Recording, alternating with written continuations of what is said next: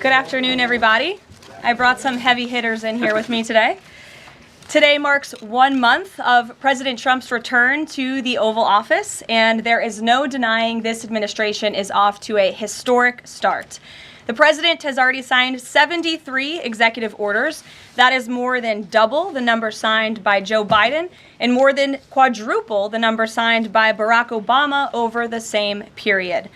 These executive orders have ended burdensome regulations, sealed the border, unleashed our domestic energy sector, eliminated divisive DEI from our federal government, stopped the weaponization of government, cut waste, fraud, and abuse, reinstituted America First trade and foreign policies, and ultimately restored common sense.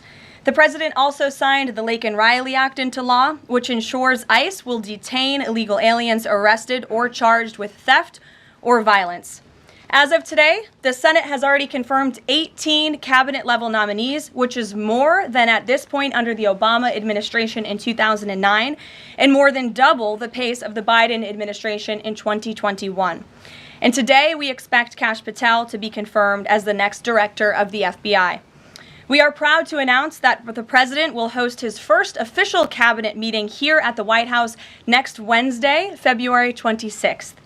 In just 4 weeks, President Trump has already hosted the leaders of Israel, Japan, Jordan, and India. And next Monday, the president will host France's President Emmanuel Macron. And on Thursday, the UK Prime Minister Keir Starmer will visit the White House as well. As you all know, over the past month, the president has taken questions from the press, all of you, nearly every single day, sometimes on multiple different occasions in the same day, on any topic any of you wish to talk about. President Trump set the tone on this approach immediately when he took more than 12 times the questions in his first few hours in office, as Joe Biden did in his entire first week. Yesterday, we hosted a local media row here at the White House with television and radio stations from across the country that reached up to 60 million viewers and listeners. In our ongoing pursuit of transparency on this 1 month celebration, I am thrilled to bring 3 of my colleagues and our policy experts here at the White House to further recap this incredible first month of accomplishments in greater detail. We have Deputy Chief of Staff for Policy and Homeland Security Advisor Stephen Miller, the Director of the National Economic Council, Kevin Hassett, and our National Security Advisor, Mike Waltz.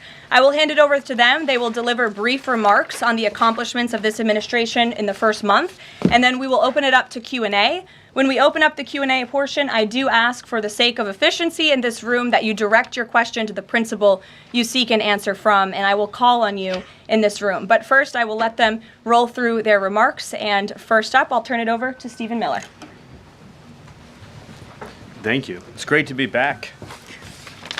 And I want to just thank you all for joining today, our 1 month celebration of the most historic opening to a presidency in American history. No president comes close to what Donald Trump has achieved over just the last 30 days. He has packed 8 years of transformative action, restoring this nation, restoring our laws, restoring fairness, restoring economic opportunity, restoring national security in just 1 month. No one in this country has ever seen anything like it.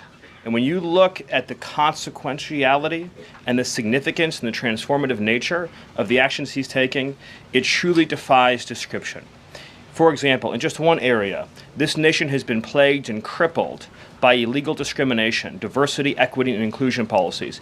It's strangled our economy, it has undermined public safety, it has made every aspect of life more difficult, more painful, and less safe. He has ended all DEI across the federal government. He has terminated all federal workers involved in promulgating these unlawful policies. He has ended diversity, equity, and inclusion in all federal contracting.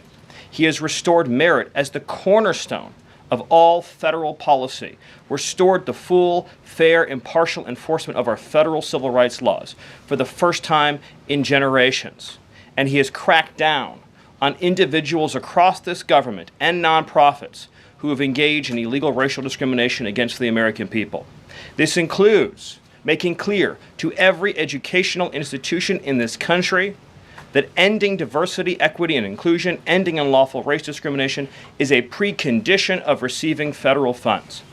He has also saved women's sports by ending the participation of men in women's sports. He has ended radical gender ideology across the entire federal government, and he's pressured the private sector to also end and combat radical gender ideology. He's reestablished the scientific and biological truth that there are only two sexes in this country, male and female, that those are biologically based determinations.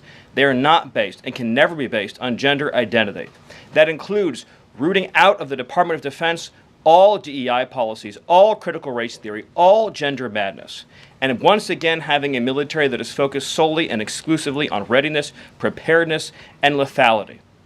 As I'm sure Kevin will talk about more, of course, he has undertaken a historic cost-cutting effort across the federal government, launching the first ever Department of Government Efficiency, uncovering corruption on a scale that we never thought imaginable, terminating every single federal worker that we have found to be engaged in the corruption and theft and the waste of taxpayer dollars, and already saving $50 billion in a single year, which over a 10-year period would be $500 billion. Just think about how vast and enormous that sum is. Of course, as you all know, he has renamed the Gulf of Mexico to its correct and proper name, the Gulf of America. He has renamed Mount Denali into Mount McKinley, part of a historic effort to restore patriotism and national pride all across this land. He has ended the weaponization of the federal government, restored the Department of Justice to its true mission of combating threats to this nation and keeping the American people safe. He has ended all federal censorship of free speech. This has been one of the greatest crises that has plagued this nation. Years and years and years of the federal government violating the First Amendment to take away Americans' right of free speech. President Trump has ended that, and he has demanded that all federal workers, all law enforcement, cease any effort to intimidate the rights of Americans or to police their speech. He has also restored the death penalty at the Department of Justice, including for illegal aliens who commit murder, including for those who murder cops, and including for all of those who threaten Americans with heinous acts of violence. The death penalty is back. Law and order is back. The streets are being made safe once again. On the public health front, he has launched the nation's first ever commission, the MAHA Commission, Make America Healthy Again, following the historic confirmation of RFK Jr., to finally uncover the true root causes of the public health crisis in this country, the childhood disease epidemic in this country, the spiraling rates of pediatric cancer, and devastating childhood sickness.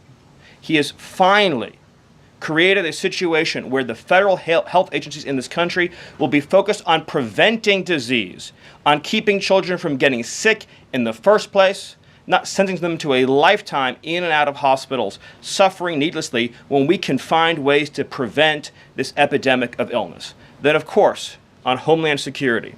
Today, it is officially the law of the land, at the conclusion of the congressional notification process, that 6 Mexican cartels and 2 transnational gangs, Tren de Aragua, or TDA, and MS-13, so 8 organizations in total, are now formally designated as foreign terrorist organizations, which means that every single member of those organizations who operates on U.S. soil is now, as a legal matter, a terrorist, and they will be treated as terrorists.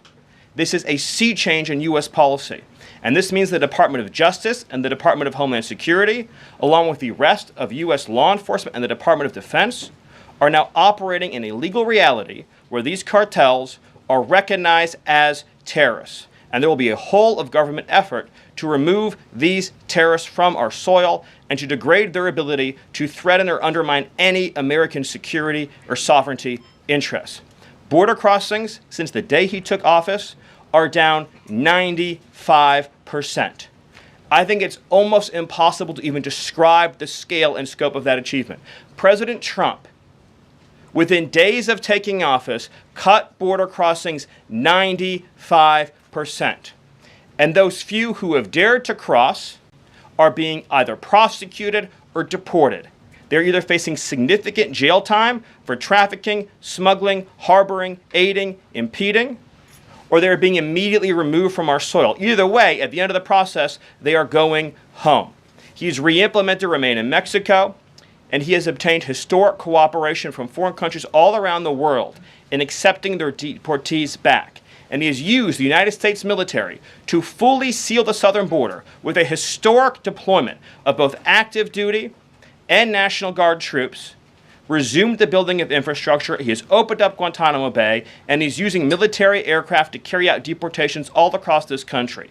And ICE is joining with ATF, DEA, and FBI to carry out the largest deportation operation in American history. The criminals are going home. The border is sealed shut. America is safe, sovereign, proud, and free. We are a nation that everyone in the world understands all across this planet. You do not come here illegally. You will not get in. You will go to jail. You will go home. You will not succeed. This is the biggest and most successful change in any area of law enforcement that this nation has ever seen, and he did it in under 1 month. Thank you. Yes. Well, thank you, Caroline. Thank you, Stephen. One of the things that President Trump cares most about is job creation, and it was about 7 years ago I had the honor of joining you in this room for the first time, and it looks like we've created a lot more jobs in the last month. Look at how many people are here. My estimate is about 180, but I didn't count. So thank you. It's really an honor to be back here. I think that I just want to go over a few things and then hand it off to Mike. The first thing is that the president has told us to prioritize fighting inflation. And he had to do that because, as you know, President Biden let inflation get completely out of control. And he did it with policies that made no sense. They made no sense. A lot of times people say to us, our friends, the journalists, why are you doing that? But I like to think, why did they do that? Why did they spend so much money? And then why did the Fed print so much money so that we had inflation as high as we've ever seen since Jimmy Carter? So why did they do that? So we're addressing inflation. We didn't have to address it in the first term because it was always in the ones, almost always. But we're going to get it back there. And how are we doing it? Well, we're doing it with a plan that President Trump and I and others have talked about in the Oval that involves like every level of fighting inflation. First, the macroeconomic level. We're cutting spending. We're cutting spending in negotiations with people on the Hill. We're cutting spending with the advice of our IT consultant, Elon Musk. And then we're also looking into supply side things, like restoring Trump's tax cuts, maybe even expensing new factories so that there's an explosion of supply. If you have an explosion of supply and a reduction in government demand, then inflation goes way down. And then one of the things that you want to say is, well, when are you going to see it? Well, the first thing that you'll see when the markets believe that we're going to get inflation under control is that the 10-year Treasury rate goes down, because that's how they think about future expected inflation. And so we're still going to see some memory of Biden's inflation. It's not going to go away in a month. But the 10-year Treasury before the last consumer price index had dropped about 40 basis points. 40 basis points because markets were optimistic about our ability to fight inflation. 40 basis points is kind of not a fun thing to say. Economists talk that way. I apologize. But the way to think about it is, for a typical mortgage, if that affects the mortgage rate, then it's going to save a typical family buying a house about $1,000 a year. And that's just in our first month. Okay. The second thing we've done is we've had a lot of trade talks. In fact, I was just meeting a minister from Mexico with Howard Lutnick just a couple of hours ago. And we're talking about reciprocal trade, and we're also talking about the fentanyl crisis. And so reciprocal trade is about our government treating other governments the way they treat us. We want trade to be fair. It turns out that Americans have been disadvantaged by foreign governments over and over, and President Trump wants it to stop. And the fact that struck me as most noticeable when I started to look at what President Trump was asking us to do is that last year we have data, U.S. companies paid $370 billion in taxes to foreign governments. $370 billion. Last year, foreign multinationals paid us $57 billion in taxes. We have 1/4 of world GDP. They have 3/4 of world GDP, and we're paying 370, they're paying 57. This is not reciprocal. We're going to try, or we're going to, fix it. The other thing that we've done is we've had an all-of-the-above energy approach that's led by Doug Burgum and Chris and a really large team, EPA. And we've already made so many actions that are going to affect the price of energy and lower inflation. We've opened up 625 million acres to energy exploration. We've cut 50 years of red tape that makes it so you can't have permits. And we've even made it so that when you go home, if you get a new one, then you can take a shower or flush a toilet, or read under a light bulb. We're doing that too. So finally, let's just think about like the facts that we can see right now that we think are awesome. So guess what? Small business optimism has gone up by the most ever since President Trump came in. ISM, which is the measure of what's going on in manufacturing, it's expanding again for the first time in years. CEO confidence is the highest it's been in years. And the reason people are thinking this is that our policies give people cause for optimism. And then I want to reiterate what Stephen Miller said, because it's so important, and it's so important for financial markets to start to digest this, that if, say, the Treasury Secretary or any cabinet secretary with Elon Musk is able to find some savings, say $100 billion, well, in CBO land, that's actually like about 10 times that, or maybe 12 times that, over a 10-year window. And so when you're thinking about the negotiations right now over reconciliation and thinking about, well, 4 trillion, 5 trillion, well, those numbers in terms of the savings are going to end up being small because of all the waste that we're finding. And so we're incredibly optimistic about the future of inflation and the future of our economy, and we're optimistic because we're making so much progress so far, and we already see it in market prices. And with that, I'll hand it off to Mike. All right. Thanks, Gil. Well, good afternoon.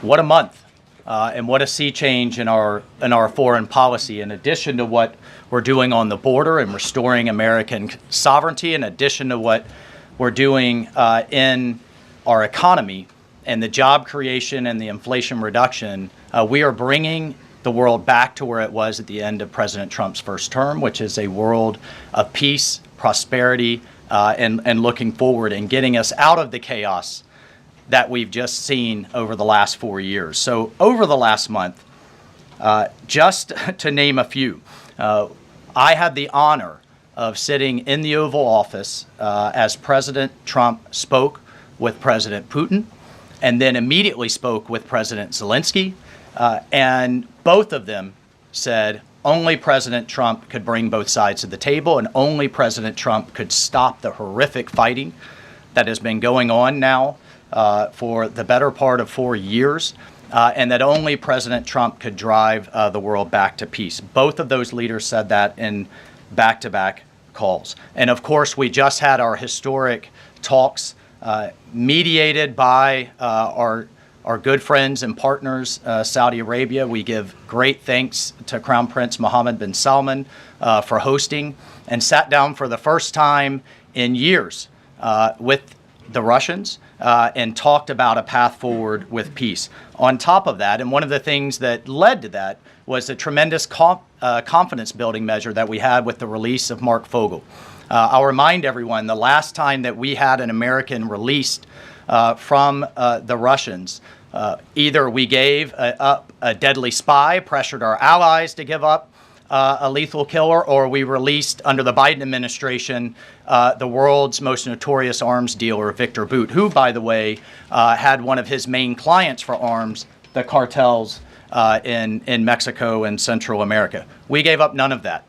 This was released as a confidence-building measure, working with our great Middle East envoy, Steve Witkoff, and our Secretary of State as a first step towards opening these talks and then moving forward towards peace. On top of that, we've secured, just in a month, the return of 12 American hostages from Russia, from Bulgaria, from Venezuela, the Taliban, and Hamas. Excuse me, that's from Belarus, not Bulgaria. We also had, for the first time in quite some time, we took out a senior leader of ISIS, an international financier and recruiter that the military had been trying to take out for quite some time, and wasn't able to do so, frankly, because of a bureaucratic approval process. President Trump said, take him out, and that ISIS financier and leader is no longer on this earth. We've also taken action to eliminate other terrorist organizations in the Middle East. We drove, before the president was even in office, he started talking consequences for people that would hold Americans. Heretofore, there's been nothing but upside. You take an American, you get some better deal. You take another one, maybe you get a better deal. No more. There is now nothing but downside for taking Americans illegally, either as hostages or illegal detainees. And when President Trump sent a very clear message across the Middle East, but particularly to Hamas, that there would be all hell to pay, we suddenly saw a breakthrough. And now we just saw the release of yet another group of hostages. There have been dozens now, including 2 Americans that we've seen once again reunited with their families. As part of the talks with King Abdullah, he offered, and I think the entire world is graciously accepted, to take 2,000 sick children, cancer patients, and others out of Gaza as a humanitarian gesture. 2,000 Gazans will come out of that hellhole that it is, that wasteland that Gaza is right now, with unexploded ordnance, with debris everywhere, with no sewage, with no water. And President Trump has put forward a plan to deal with the practical reality that is 1.8 million Gazans now truly suffering.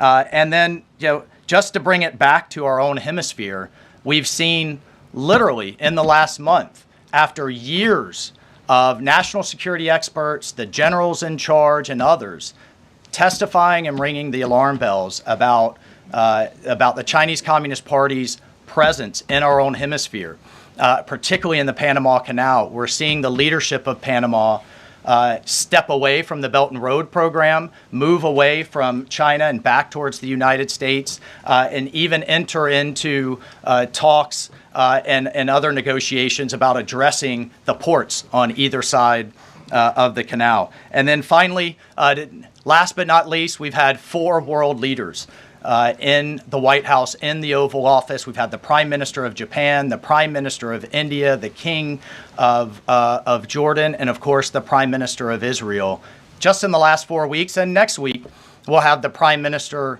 of the United Kingdom, and we'll have the President of France, Macron. So President Trump is on what we call Trump warp speed. We are all honored to be really serving under his leadership and his vision. And truly, when we all say, and the president himself says, he is a president of peace. He is a president focused on restoring stability.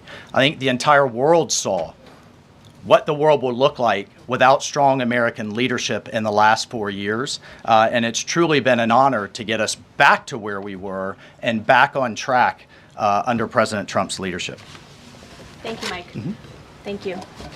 Thank you, everybody. I'm sure you're very eager to ask questions of these very smart people working very hard on behalf of the president. We do have somebody in our new media seat today. We have John Stoll, who is the head of news at X. As you all know, you're all on X. It's home to hundreds of millions of users, a large contingent of independent journalists and news organizations across geographies and political spectrums. And at the same time, X remains the go-to platform for many legacy news outlets. And I know, as I mentioned, many of the reporters in this room use X to attract eyeballs to your work. Prior to joining X, John spent 2 decades in journalism, including several years as an editor at the Wall Street Journal. We are excited to have him in the briefing room today. John, we'll let you kick it off. And as I said at the top, please direct your question to the individual up here who you'd like an answer from. John, why don't you begin? All right, thank you very much. I am sitting in for a thriving ecosystem of journalists, independent and emerging news organizations who do depend on X for publicity, for a business model. And so I look forward to seeing many of them in this seat in months and years to come. I also thank you, Karoline, for opening this seat up to new media. It really is a testament not only to your open-mindedness, but also to innovation, that you'd actually think about, folks that are not traditionally credentialed to be in this room, and not only have a question, but also to witness. This is a very important intersection of power and the free press. Mm-hmm. And so just the ability to witness this and be part of it, it brings everybody's game up. So thank you for that. I think this is for Mike Waltz. My question is about Ukraine. Sure. For about more than 10 years, I've been fascinated, like many, with what's going on. was in Northern Europe, working out of the Baltics when Crimea was annexed, and was a lot of this came on Twitter. The platform used to be known as Twitter. Was a lot of European leaders would talk about their disappointment and solidarity with Ukraine, but when it came to actually doing something, it felt like they were passing a hot potato and sent it over the Atlantic. I wonder how much of what we're seeing right now out of the administration and President Trump is a call to Europe and the European leaders and the allies that we've traditionally had to pick up that hot potato and start doing something a little bit more concrete to win and preserve the peace in Ukraine. The second question I have is, it's related, is there's been a lot of speculation that President Trump and the administration might be manipulated by Vladimir Putin. I wonder if you can just talk a little bit about the administration's posture and your confidence in the competence of this administration to go toe-to-toe with Vladimir Putin. Well, I'll take the second question first. If there's anybody in this world that can go toe-to-toe with Putin, that could go toe-to-toe with Xi, that could go toe-to-toe with Kim Jong-un, and we could keep going down the list, it's Donald J. Trump. He is the deal maker in chief. There is no question that he is the commander in chief. And I, for one, and I think all Americans and around the world should have no doubt about his ability to not only handle Putin, but to handle the complexity of driving this war to an end. And then on your first piece on Europe, I'll take you back to 2014. You're right, there was a lot of hand-wringing in Europe and not a lot of action. There's also a lot of hand-wringing here in Washington under the Obama administration and not a lot of action. They literally threw blankets at the problem.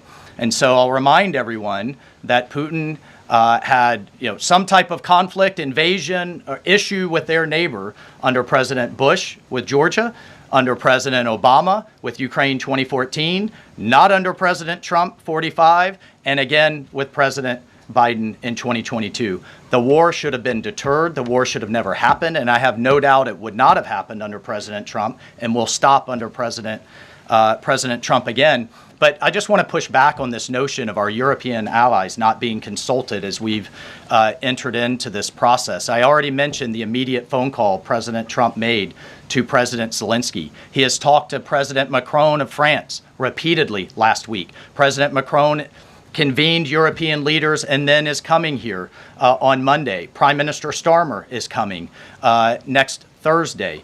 I've talked to every one of my national security advisor counterparts across the spectrum in Europe. I've talked to Secretary General Rutte, the leader of NATO, the Secretary General of NATO. We have repeatedly, by the way, we had half our cabinet, 7 cabinet officials, including the vice president, at the Munich Security Conference, all engaging, all listening, and all making sure our allies are heard. However, we've also made it clear for years, decades even, that it is unacceptable that the United States and the United States taxpayer continues to bear the burden, not only of the cost of the war in Ukraine, but of the defense of Europe. We fully support our NATO allies. We fully support the Article 5 commitment, but it's time for our European allies to step up. And one of the things that Secretary General Rutte said on our call was,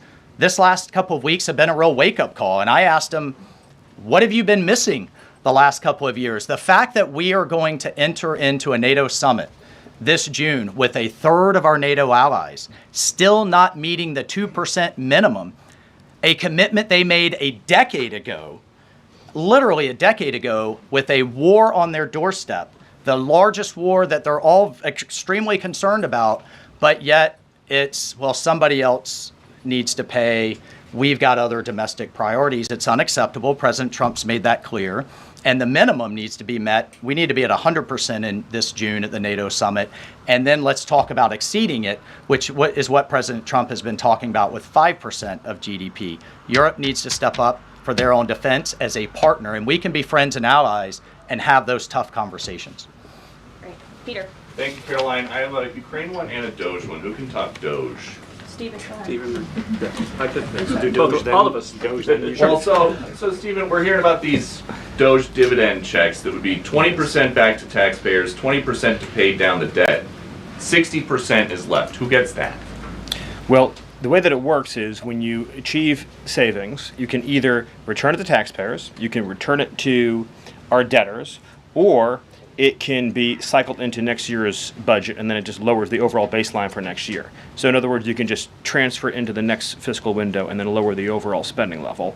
And that means that you can achieve a permanent savings that way, and that reduces the deficit. And when is it that people might see those checks? Well, this is all going to be worked on through the reconciliation process with Congress that's going underway right now. As you've seen, the Senate's moving a bill, the House is moving a bill. The President has great confidence in both chambers to deliver on his priorities.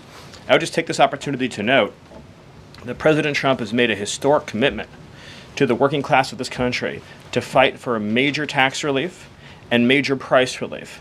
And cutting spending, as DOJ is doing, and cutting taxes is the key to delivering on both of those promises, and President Trump is resolutely committed to doing both. Thank you. And on Ukraine, I guess this is for Mike. Sure. After the president's post on Truth Social yesterday, need to know, who does he think is more responsible for the Russian invasion of Ukraine, Putin or Zelensky? Well, look, his goal, Peter, is to bring this war to an end, period. And there has been ongoing fighting on both sides. It is World War I style trench warfare. His frustration with President Zelensky is that you've heard is multifold. One, there needs to be a deep appreciation for what the American people, what the American taxpayer, what President Trump did in his first term, and what we've done since. So some of the rhetoric coming out of Kyiv, frankly, and insults to President Trump were unacceptable, number one. Number two, our own Secretary of Treasury personally made the trip to offer the Ukrainians what can only be described as a historic opportunity. That is for America to co-invest with Ukraine in their minerals, in their resources, to truly grow the pie. So case in point, there's a foundry that processes aluminum in Ukraine. It's been damaged. It's not at its current capacity. If that is restored, it would account for America's entire imports of aluminum for an entire year. That one foundry. There are tremendous resources there. Not only is that long-term security for Ukraine, not only do we help them grow the pie with investments, but we do have an obligation to the American taxpayer in helping them recoup the hundreds of billions that have occurred. So, rather than enter into some constructive conversations about what that deal should be going forward, we got a lot of rhetoric in the media that was incredibly unfortunate. And I could just tell you, Peter, as a veteran, as somebody who's been in combat, this war is horrific. And I think we've lost sight of that, of the literally thousands of people that are dying a day, families that are going without the next generation. And I find it kind of, frankly ridiculous. So many people in Washington that were just pounding the table for a ceasefire in Gaza are suddenly aghast that the president would demand one and both sides come to the table when it comes to Ukraine, a war that has been arguably far greater in scope and scale, and far more dangerous in terms of global escalation to U.S. security. And I do have one for Karoline. Does President Trump have a bet with Trudeau about this USA-Canada hockey game tonight? And when there is a big hockey game on, is the president watching for the goals or for the fights? Probably both. I think he's watching for the United States to win tonight. I know he talked to the USA hockey team this morning. He talked to the players after their morning practice around 10 o'clock. And I also spoke to some folks from that team after. They were jubilant over President Trump's comments to the team. I believe they're going to put out a video of that call. So he looks forward to watching the game tonight, and we look forward to the United States beating our soon-to-be 51st state, Canada. Bloomberg, go ahead. My question is for Mike Waltz. Can you give us a readout of Kellogg's meeting with Zelensky that just wrapped up? And in particular, Zelensky publicly rejected this deal about the rare earth minerals. Where does that stand? Well, we're going to continue to have, he needs to come back to the table, and we're going to continue to have discussions about where that deal is going. Again, we have an obligation to the taxpayer. I think this is an opportunity. The president thinks this is an opportunity for Ukraine going forward. There can be, in my view, nothing better for Ukraine's future and for their security than to have the United States invested in their prosperity long term. And then a key piece of this has also been security guarantees. Look, the reality that we're talking about here is it in Ukraine's interest? Is it in Europe's interest? It certainly isn't in Russia's interest or in the American people's interest for this war to grind on forever and ever and ever. So a key part of his conversation was helping President Zelensky understand this war needs to come to an end. This kind of open-ended mantra that we've had under the Biden administration, that's over. And I think a lot of people are having a hard time accepting that. And then the other piece is there's been discussions from Prime Minister Starmer and also President Macron about European-led security guarantees. We welcome that. We've been asking Europe to step up and secure its own prosperity, safety, and security. So we certainly welcome that, and we certainly welcome more European assistance. As I told my counterparts, come to the table with more if you want a bigger seat at the table. And we've been asking for that for quite some time. And has Russia pushed for sanctions in your talks with them? And have you consulted with international partners and allies about potentially rolling back sanctions in these negotiations to end the war? The talks with our Russian counterparts, both with my counterpart, the National Security Advisor, Secretary Rubio's counterpart, the Foreign Minister Lavrov, it really was quite broad, focused on what is the goals for our broader relationship, but very clear that the fighting has to stop to get to any of those brighter goals. And as a first step, we're just going to do some common sense things like restore the ability of both of our embassies to function. And again, this is common sense in foreign policy world. They call it shuttle diplomacy. We have to talk to both sides in order to get to both sides to the table, and both sides have said only President Trump could do that. Deanna. Thank you. And my question is for Mike Waltz. All right. Sorry. The president has called Zelensky a dictator. Does he view Putin as a dictator? And does he want Zelensky out of power? I know he's called for elections. And then thirdly, the head of the Defense Committee in Ukraine's parliament just has claimed that the U.S. has stopped selling weapons to Ukraine. Is that true? Well, most of our weapons that have gone to Ukraine have been part of a drawdown authority where we've literally taken them out of our stocks and then eventually through appropriations started buying them again to refill our stocks. I'll just state that there has been a lag in a lot of that process. So many of our stocks, as we look at our operations around the world, are becoming more depleted. That's one of the reasons many people have had a lot of concern about when does this end? How much is it going to take? How many lives will be lost? How much will we spend? As a member of Congress, we repeatedly asked the Biden administration those questions, and we never got a satisfactory answer. Look, President Trump is obviously very frustrated right now with President Zelensky. The fact that he hasn't come to the table, that he hasn't been willing to take this opportunity that we have offered. I think he eventually will get to that point, and I hope so very quickly. But President Trump, as we made clear to our Russian counterparts, and I want to make clear today, he's focused on stopping the fighting and moving forward. And we could argue all day long about what's happened in the past. Reagan. Yeah, Thanks. what about I have a question for Stephen. Excuse me, I just called on Reagan. Reagan, go ahead. I have a question for Stephen and a question for Mike. Sure. Stephen, I can start with you. There have been Thank you. reports that Trump is unhappy with the rate of deportations and he wants them to be higher. Is the president happy with the rate of deportations, and are there any plans to speed up the process?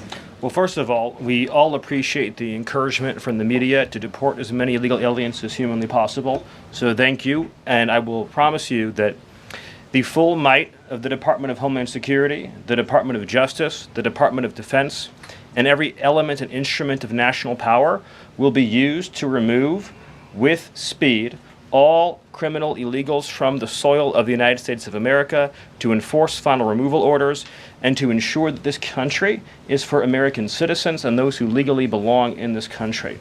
We inherited an ICE that was completely shuttered. we inherited a Department of Homeland Security whose sole mission was to resettle illegal aliens within the United States of America. In 30 days, the president sealed the border shut, declared the cartels to be terrorist organizations, has increased ICE deportations to levels not seen in decades, and we are shortly on the verge of achieving a pace and speed of deportations this country has never before seen. Thank you. And Mike, there have been reports that there's some underground opposition to Trump's pick for Undersecretary of Defense and Policy, Elbridge Colby. Have you or anyone from the administration been personally lobbying senators to support Elbridge Colby? Look, I've worked with Bridge Colby in the past. He has the president's full support to be the Undersecretary of Policy, which will be a critical policy arm for Secretary Hegseth going forward that will implement a lot of these policies. And really, that's been to the extent of it. I think there's been a lot of kind of, breathless, back and forth in the press, but we're full speed ahead to get the president's team in place so we can implement his America First policy. Thank you. Mike has spoken pretty extensively. Does anybody have questions for Stephen or for Mr. Hassett? Nobody wants to talk about the economy? Sure. IRS? Okay, go ahead. This would be for either one of you. So we reported, several other outlets have reported that about 3,500 people are due to be lose their jobs at the IRS by the end of the week. If the goal of these spending cuts across the federal government has been to reduce the debt, why impose some of the deepest cuts we've seen so far at the agency responsible for raising revenue for the federal government? Well, I think our objective is to make sure that the employees that we pay are being productive and effective. And there are many, more than 100,000 people working to collect taxes, and not all of them are fully occupied. And the Treasury Secretary is studying the matter and feels like 3,500 is a small number, and probably can get bigger, especially as we improve the IT at the IRS. And so I think that it's absolutely something that is on the table for good reasons. And the point is that don't just talk about the IRS, talk about all of government. That there are so many places. I live in D.C. You maybe live in D.C. where nobody's going to the buildings. People aren't commuting because nobody's doing their job. We look back and we see that there are all these people doing two jobs while they're getting a government payroll on the payroll. So the point is we're fixing that, and the IRS is a small part of that picture. So you're saying that everybody who's being let go was doing a bad job? I'm saying that we're studying every agency and deciding who to let go and why. And we're doing so very rationally with a lot of support from analysis. Because we're being told by a lot of people who have been let go at other agencies that they were told they were being dismissed because of poor performance, when in some cases they haven't even had a performance review yet because they've only been on the job a couple of months. Yeah, I've never seen a person who was laid off for poor performance say that they were performing poorly. Okay. Caroline? Good point. Sure, Caitlin. I have a question. I'll start with you, Kevin Hassett. Thank you for being here. And then I've got a question for Mr. Waltz. On these potential checks that you might send out from DOJ, is there a concern as you're thinking through this that they could be inflationary?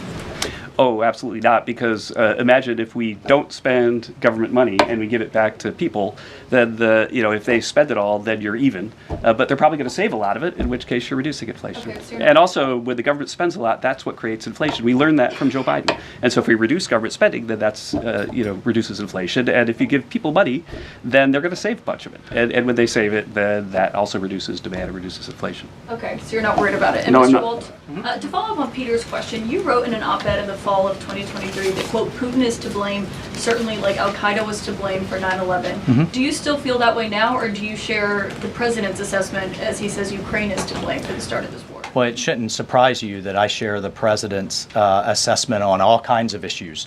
What I wrote as a member of Congress was as a former member of Congress. Look, what I share the president's assessment on is that the war has to end. And what comes with that? What comes with that should be, at some point, elections. What comes with that should be peace. What comes with that is prosperity that we've just offered in this natural resources and economic partnership arrangement. An end to the killing and European security and security for the world. The president's not only determined to do that in Europe, he's determined to do it in the Middle East. And just a few months ago, we had an administration that had tried for 15 months. week after week sitting with you here and couldn't get us to a ceasefire, couldn't get our hostages out. Now we're at that point. We're back to maximum pressure on Iran, and we have just begun, and we will drive towards a ceasefire and all of those other steps. I'm not going to pre-negotiate or get ahead of the sequencing of all of that. It's a very delicate situation, but this is a president of peace, and who here would argue against peace? Okay, so you do share that assessment. And can I follow up? In 2017, go ahead, then Jordan. President Trump. Go ahead, Can I just follow Jordan. up really You quick? just had 2 questions, May I- Caitlin. can I Jordan, just- go ahead.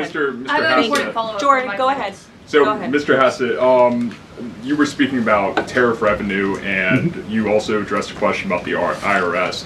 President Trump has spoken about replacing income tax with tariff revenue, especially with all this waste, fraud, and abuse that we're seeing cut. Is that a possibility?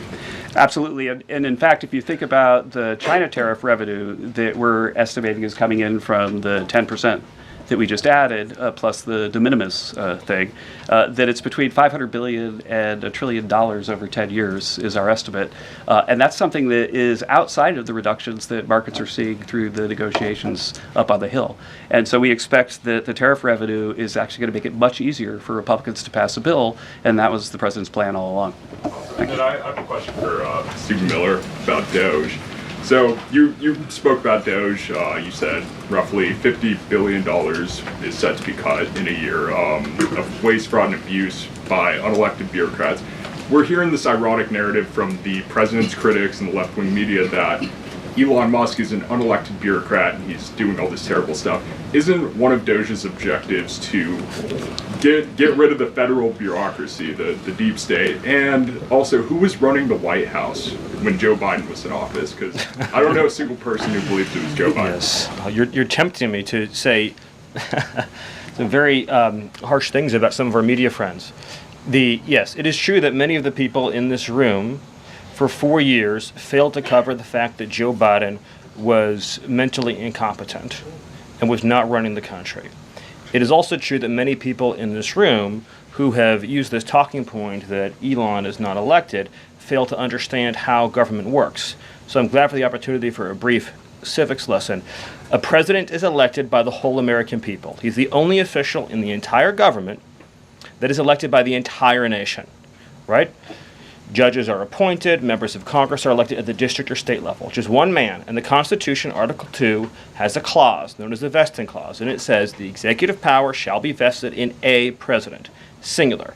The whole will of democracy is imbued into the elected president. That president then appoints staff to then impose that democratic will onto the government. The threat to democracy, indeed the existential threat to democracy, is the unelected bureaucracy of lifetime tenured civil servants who believe they answer to no one, who believe they can do whatever they want without consequence, who believe they can set their own agenda no matter what Americans vote for.